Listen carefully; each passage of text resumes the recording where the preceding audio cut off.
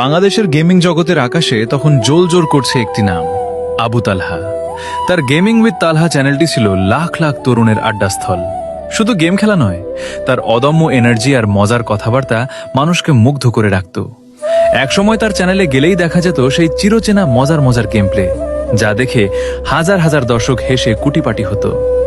গেমের সিরিয়াস মুহূর্তগুলোকেও তিনি নিজের রসবোধ দিয়ে আনন্দদায়ক করে তুলতেন। ফ্রি ফায়ারের দুনিয়ায় তিনি ছিলেন একজন রাজ্যহীন রাজা, যার সংগ্রহে ছিল হাজার ও ভালোবাসার মানুষ। কিন্তু রাজপ্রাসাদের ভেতরে যখন ঘুণ ধরতে শুরু করলো, তখন তালহা আর চুপ থাকতে পারলেন না। গেমের ভেতরে যখন হ্যাকারদের উপদ্রব মাত্রা ছাড়িয়ে গেল, সাধারণ প্লেয়াররা যখন তাদের অত্যাচারে অতিষ্ঠ, তালহা তখন তাদের প্রতিনিধি হয়ে রুখে দাঁড়ালেন। তিনি শুধু নিজের ভিউ বা সাবস্ক্রাইবার নিয়ে ভাবতেন না, ভাবতেন পুরো গেমিং কমিউনিটির ভবিষ্যৎ নিয়ে। তিনি লক্ষ্য করলেন, ফ্রি ফায়ার এখন আর আগের মতো কৌশলের গেম নেই, বরং এটি হয়ে উঠেছে হ্যাকারদের স্বর্গরাজ্য। তালহা একে একে ফ্রি ফায়ার কমিউনিটির অনেক বড় বড় ইউটিউবারদের কাছে গেলেন।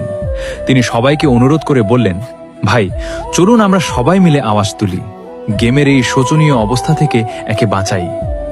কিন্তু অত্যন্ত দুঃখজনক বিষয় হলো, কেউ তার এই আহ্বানে পাত্তা দিল না। সবাই নিজের আখের গোছাতে ব্যস্ত ছিল। এরপর তালহা সরাসরি গ্যারেনা ফ্রি ফায়ারের মডারেটরদের সাথে যোগাযোগ করে বিষয়টি জানালেন, কিন্তু তারা তার কথার কোনো মূল্যই দিল না। সবাই যখন টাকার পেছনে ছুটছিল, তালহা তখন বেছে নিলেন সম্মানের পথ। যে গেম প্লেয়ারদের মূল্যায়ন করে না এবং যেখানে হ্যাকারদের দাপট থামানো যায় না, সেখানে থাকার কোনো মানে তিনি খুঁজে পেলেন না।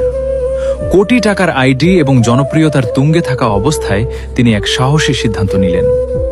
27 ডিসেম্বর 2025 এক ভিডিওর মাধ্যমে তিনি ঘোষণা দিলেন, তিনি আর ফ্রি ফায়ার খেলবেন না।